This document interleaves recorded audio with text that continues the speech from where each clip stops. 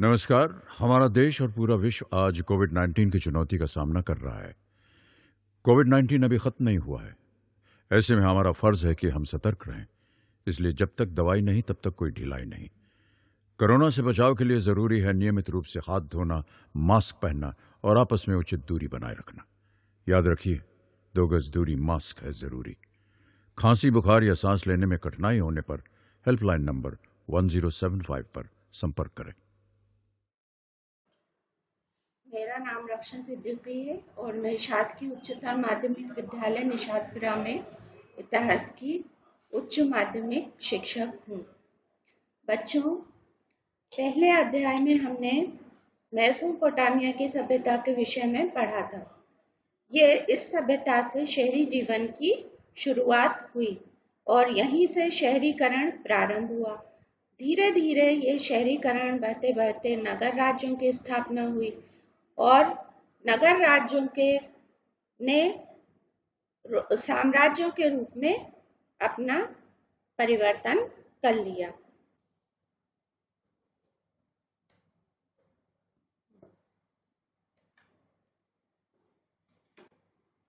प्रिय विद्यार्थियों, अब हम प्रथम एवं द्वितीय शताब्दियों में रोमन साम्राज्य की स्थिति कैसी थी, इस विषय में जानेंगे। प्रथम एवं द्वितीय शताब्दियां रोम के इतिहास में शांति, समृद्धि और आर्थिक विस्तार का काल थी। पहली और दूसरी शताब्दियों में रोम के अन्य देशों के साथ युद्ध हुए, परंतु बहुत कम युद्ध हुए। अगस्टस ने भ्रष्टाचार को समाप्त कर शांति की स्थापना की। इस काल में साम्राज्य की आर्थिक दशा भी अच्छी थी, कृषि उन्नत अवस्था में थी, उद्योग धंधों का भी विकास हुआ था, अर्थात साम्राज्य समृद्ध था, व्यापार की भी उन्नति हुई। परंतु तीसरी शताब्दी में आते आते हालात जो थे वो बदल गए। रोमन साम्राज्य में 230 के दशक का समय राजनीतिक उथल पुथल और गृह युद्ध का था। इस शताब्दी में ईरान के सासानी वंश के शासकों ने रोम साम्राज्य की सीमाओं पर बार बार आक्रमण किए। इसी बीच जर्मन मूल की जनजातियों ने रोमन साम्राज्य के विभिन्न प्रांतों पर कब्जा कर लिया, जिससे रोम साम्राज्य में अस्थिरता आई। इस काल के सम्राट उन लोगों से बराबर युद्ध करते रहे जिन्हें रोमवासी विदेशी बर्बर या बारबेरियन कहा करते थे। तीसरी शताब्दी में रोमन साम्राज्य में गृह युद्ध भी हुए, जिससे साम्राज्य में अस्थिरता आई। तीसरी शताब्दी में थोड़े थोड़े अंतर से अनेक सम्राट सत्तासीन हुए। यहाँ पर लगभग 47 वर्षों में 25 सम्राट हुए। इससे स्पष्ट होता है कि इस काल में रोमन साम्राज्य में बेहद तनाव था। यही तीसरी शताब्दी का संकट कहा जाता है।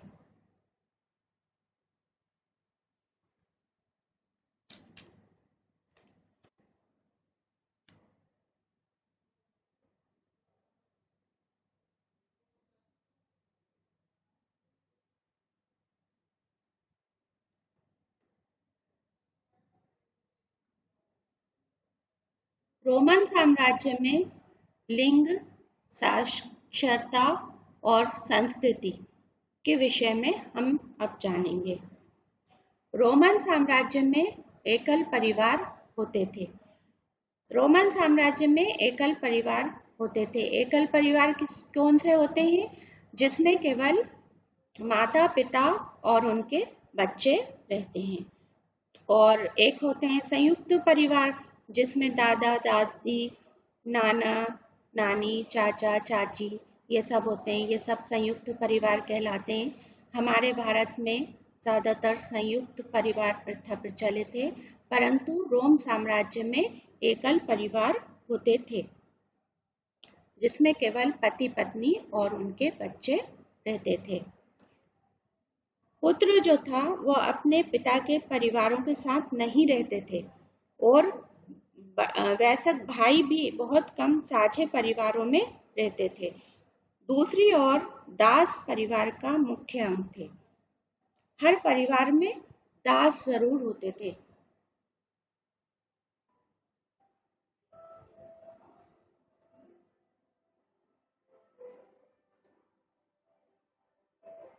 पिता की संपत्ति में पुत्री का अधिकार होता था। रोम की महिलाओं को अपने पति की संपत्ति के स्वामित्व व संचालन में व्यापक कानूनी अधिकार प्राप्त थे। उनको अपने पिता की संपत्ति में अधिकार होता था। उनको पिता द्वारा संपत्ति दी जाती थी।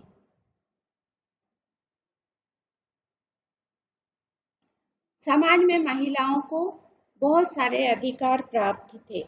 तलाक देना अपेक्षाकृत आसान था।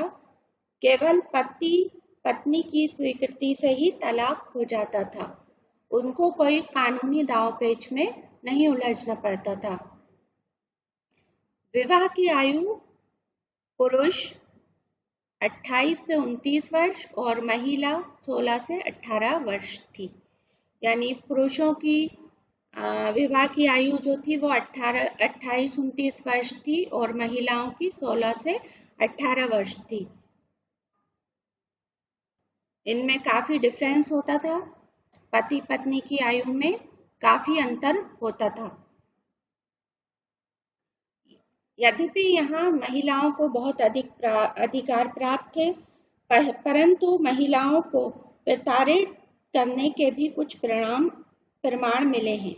महान कैथोलिक बिशप ऑगस्टस ने लिखा है कि उनके पिता द्वारा नियमित रूप से उनकी माता की पिटाई की जाती थी। इससे स्पष्ट होता है कि महिलाएं आर्थिक रूप से तो संपन्न थीं, परंतु समाज में उनकी स्थिति अच्छी नहीं थी।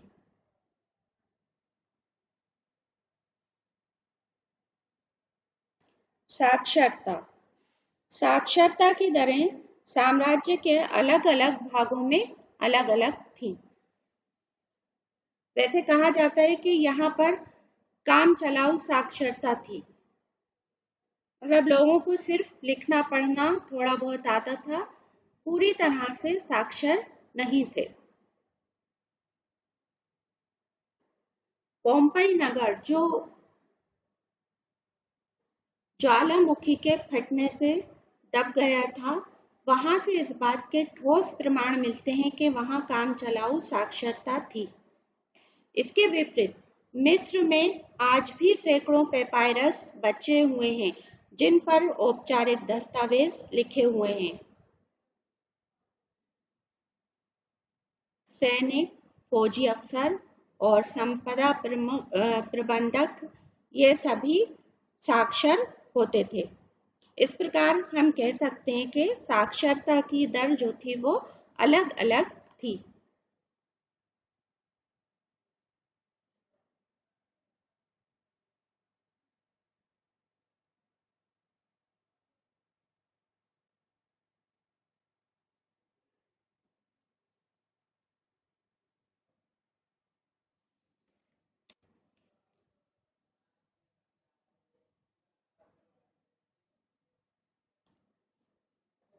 रोमन साम्राज्य की संस्कृति कैसी थी?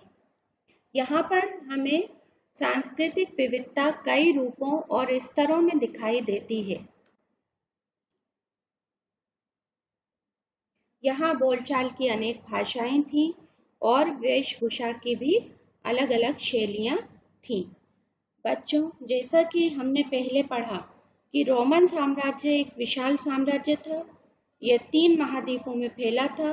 इतने विस्तृत क्षेत्र में फैला होने के कारण ही यहाँ हमें सांस्कृतिक विविधता देखने को मिलती है।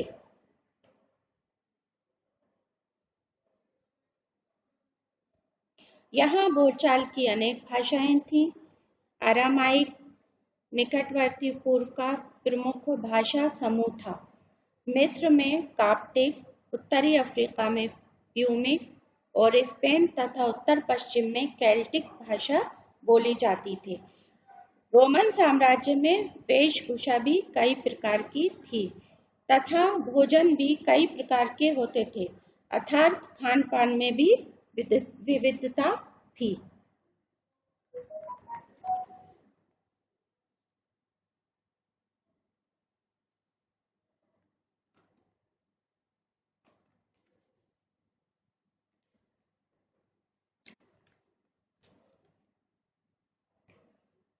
रोमन साम्राज्य का आर्थिक विस्तार।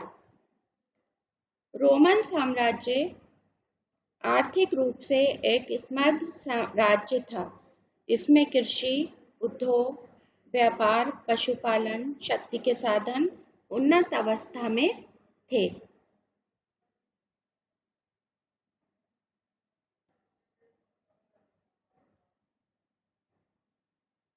यहाँ कृषि उन्नत अवस्था में थी।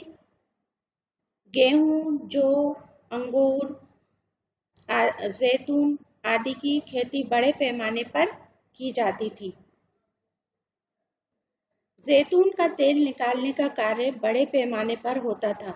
अंगूरी शराब बनाने का कार्य भी उन्नत अवस्था में था, क्योंकि ये भूमध्य सागरीय जलवायु पाई जाती थी। यहाँ पर भूमध्य सागरीय जलवायु में फल जो होते हैं वो बहुतायत से होते हैं, तो इन्हीं फलों पर आधारित उद्योग धंधे यहाँ पर विकसित थे।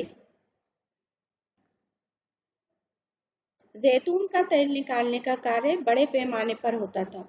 अंगूरी शराब बनाने का कार्य भी उन्नत अवस्था में था।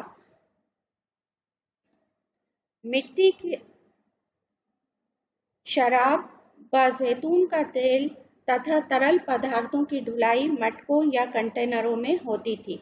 उन्हें एम्फोरा कहा जाता था। ये चित्र आप देख रहे हैं, ये एम्फोरा का ही चित्र है, जिसमें तरल पदार्थों की ढुलाई की जाती थी। स्पेन में जैतून का तेल ले जाने के लिए जिन कंटेनरों का प्रयोग किया जाता था उन्हें ड्रेसल कहा जाता था। साम्राज्य में बंदरगाहों, खानों, खदानों, ईंट भट्टों एवं जैतून के तेल की फैक्ट्रियां आदि की संख्या बहुत अधिक थी। यहाँ पर आर्थिक विषमताएं भी बहुत थी। जहाँ पर भूमि उपजाऊ थी वहाँ पर खेती अच्छी होती थी और जहाँ पर उपजाऊ नहीं थी वहाँ कम होती थी। यहाँ पर जल शक्ति का भी विकास हुआ। यहाँ जल शक्ति से मिलें चलाने की प्रौद्योगिकी में खासी सफलता मिली। जल शक्ति का प्रयोग खानों में खुदाई के लिए किया जाता था।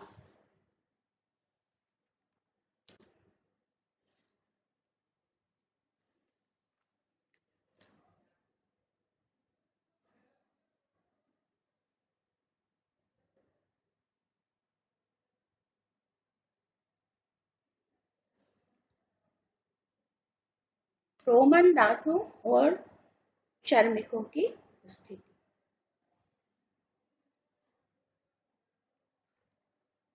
रोमन अर्थव्यवस्था एवं सामाजिक परिवेश में दासों की प्रमुख भूमिका थी। दासों को बाजार में बेचा और खरीदा जाता था। दासों को मौलिक और संवैधानिक अधिकार प्राप्त नहीं थे। दासों के लिए सर्वस शब्द का प्रयोग किया जाता था। रोमन साम्राज्य में दास प्रथा अपने चरम पर थी। रोम की अर्थव्यवस्था में अधिकांश श्रम दासों द्वारा किया जाता था। अगस्टस के शासनकाल में 75 लाख की आबादी में 30 लाख दास थे। ये लोग दासों को अपनी संपत्ति मानते थे।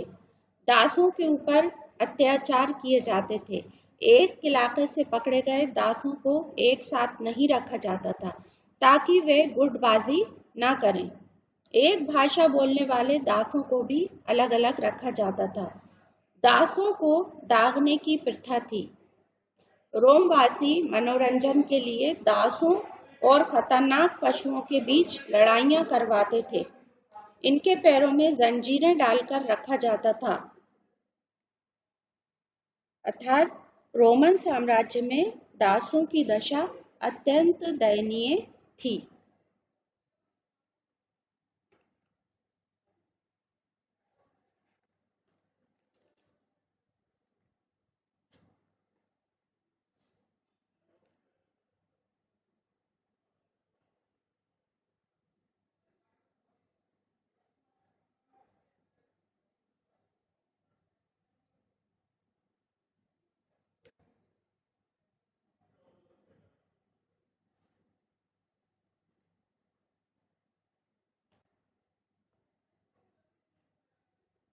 रोमन साम्राज्य की सामाजिक श्रेणियां।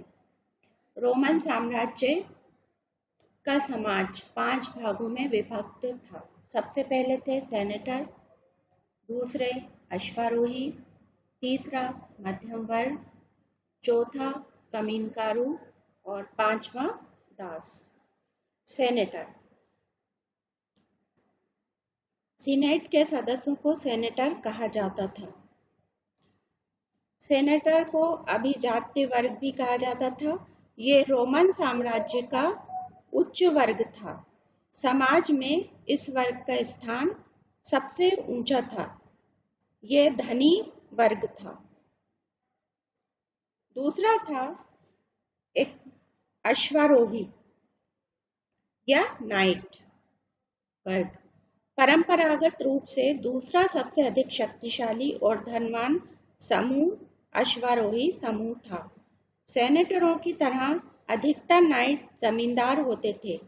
इनमें कई लोग जहाजों के मालिक, व्यापारी और साहूकार भी होते थे। इनकी संपत्ति इन्हें घोड़सवार सेना में भर्ती होने की औपचारिकता प्रदान करती थी। इन्हें जनता का सम्मानीय वर्ग माना जाता था। तीसरा वर्ग था मध्यम वर्ग। मध्यम वर्ग में नौकरशाही और सेना से जुड़े आम लोग, सौदागर और किसान आदि शामिल थे। चौथा वर्ग था कमीनकारू। इस वर्ग में ग्रामीण श्रमिक थे, उद्योगों में काम करने वाले मजदूर, प्रवासी कामगार आदि सभी इस वर्ग में सम्मिलित थे। दास। दास भी रोमन साम्राज्य के समाज का एक हिस्सा थे। प्रत्येक परिवार में एक दास अवश्य होता था। दासों की स्थिति सबसे अधिक खराब थी।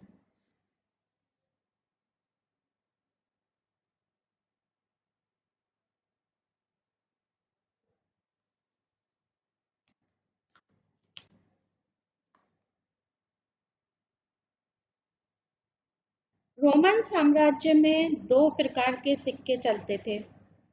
पहले वहां चांदी के सिक्के चलते थे जिन्हें दिनारियस कहा जाता था, और बाद में सोने के सिक्के जिन्हें सॉलिडस कहा जाता था।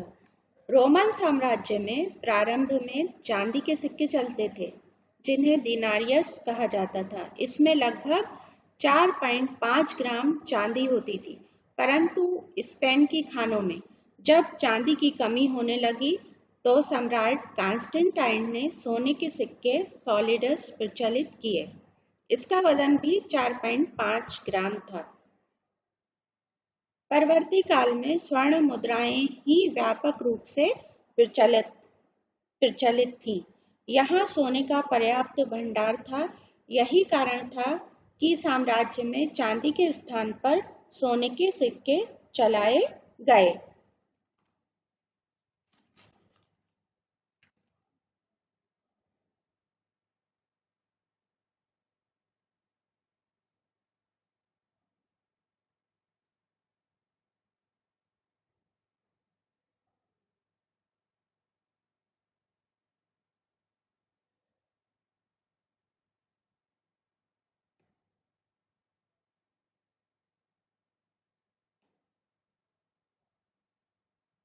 परवर्ती पुरा काल। इस काल में रोमवासी बहुदेववादी थे। रोमन साम्राज्य के अंतर्गत व्यापारिक दृष्टि से यूनान और रोम के लोग बहुदेववादी थे। ये लोग अनेक पंथों और उपासना पद्धतियों में विश्वास रखते थे। ये लोग जुपिटर, जूनो, मिनर्वा आदि देवताओं की पूजा करते थे। इसके लिए उन्होंने संपूर्ण साम्राज्य में हजारों मंदिर, मठ और देवालय बना रखे थे।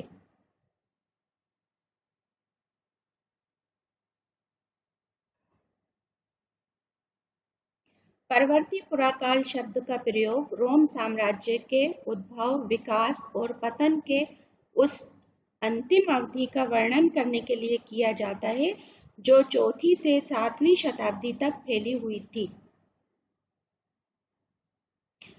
सांस्कृतिक स्तर पर इस अवधि में लोगों के धार्मिक जीवन में अनेक महत्वपूर्ण परिवर्तन हुए। यहाँ साम्राज्य का एक बड़ा धर्म यहूदी धर्म था। यहूदी धर्म एकाश्म अर्थात विविधताहीन नहीं था। रोमन साम्राज्य के परवर्ती पुराकाल में यहूदी धर्म में अनेक विषमताएं विद्यमान थीं।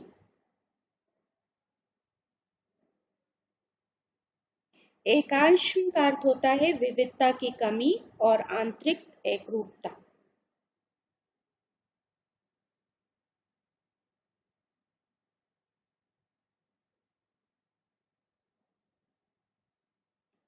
रोमन साम्राज्य में तीसरी शताब्दी में ईसाई धर्म लोकप्रिय होने लगा था। रोमन सम्राटों ने राजनीतिक कारणों से ईसाइयों को तंग व दंडित करना शुरू कर दिया था।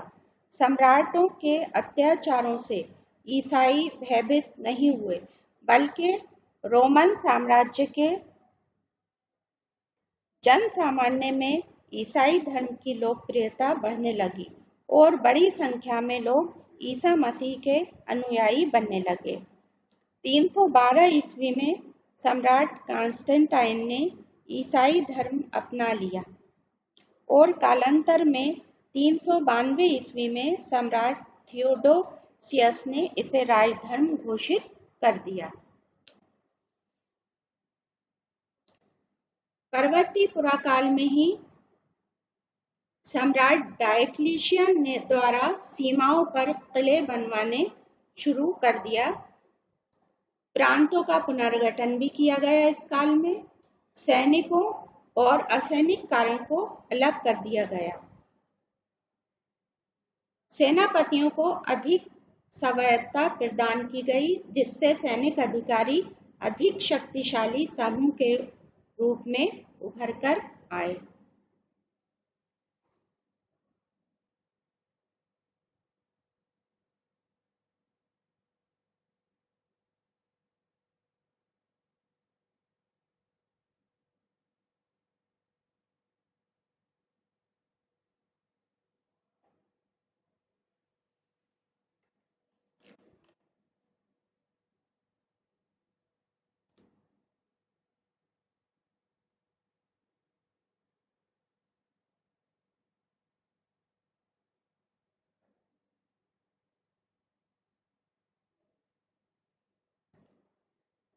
रोमन साम्राज्य इतना विशाल साम्राज्य था, परंतु उसका विघटन हुआ।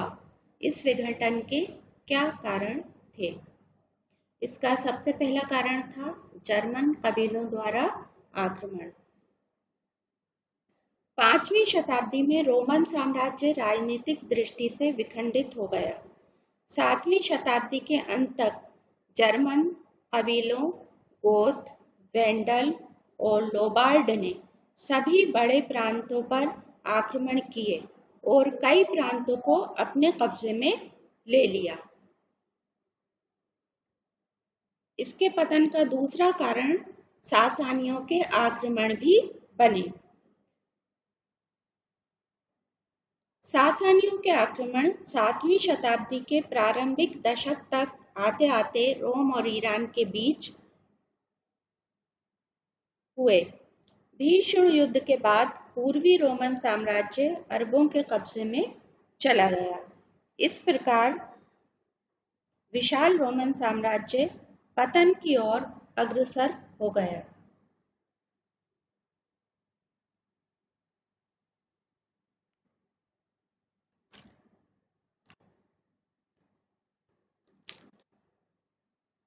रोमन साम्राज्य की विश्व को क्या देन है?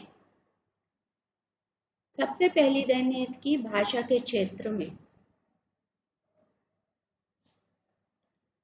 रोम के निवासियों ने यूनानियों से जो वर्णमाला सीखी, उसके आधार पर उन्होंने अपनी वर्णमाला का विकास किया, जिसे लैटिन भाषा के नाम से जाना जाता है।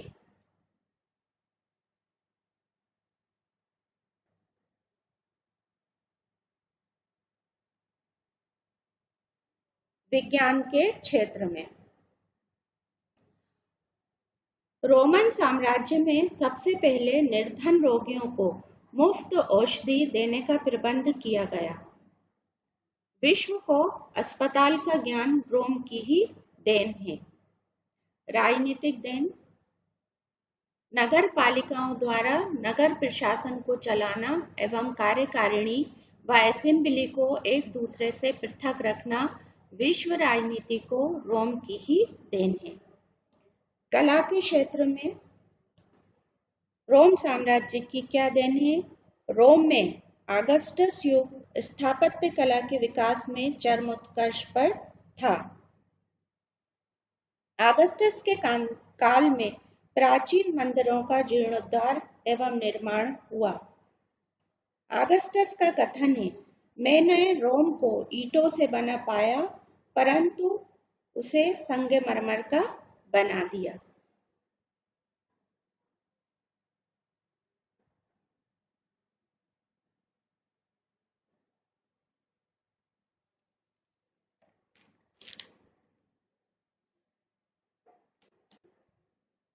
उपरोक्त विवरण से स्पष्ट है कि रोमन संस्कृति का इटली में ही नहीं वरन सारे विश्व में प्रसार हुआ। रोमन साम्राज्य में सभी क्षेत्रों कला, विज्ञान आदि में उन्नति की। रोमन सभ्यता और संस्कृति का विश्व में महत्वपूर्ण स्थान है। इसने संपूर्ण विश्व सभ्यता पर अपना प्रभाव डाला। तो बच्चों, आपने इस अध्याय में रोमन साम्राज्य के विषय में जाना। अब कुछ प्रश्न हैं जो आपको गृह कार्य के रूप में करना है। ये प्रश्न महत्वपूर्ण प्रश्न है, इनको आप जरूर लिखिए। पहला प्रश्न है, वे कौन सा प्राचीन साम्राज्य है जो 3 महाद्वीपों में फैला हुआ था? दूसरा प्रश्न है, वर्ष वृत्तांत के बारे में आप क्या समझते हैं? प्रश्न नंबर 3, प्रिंस पेट के विषय में आप क्या जानते हो? प्रश्न नंबर 4, रोमन साम्राज्य में महिलाओं की स्थिति कैसी थी? ये प्रश्न आप लोग जरूर लिखिएगा। धन्यवाद। किशोरावस्था संबंधित समस्याओं के परामर्श हेतु समर्पित उमंग किशोर हेल्पलाइन के टोल फ्री नंबर 144225 पर संपर्क करें।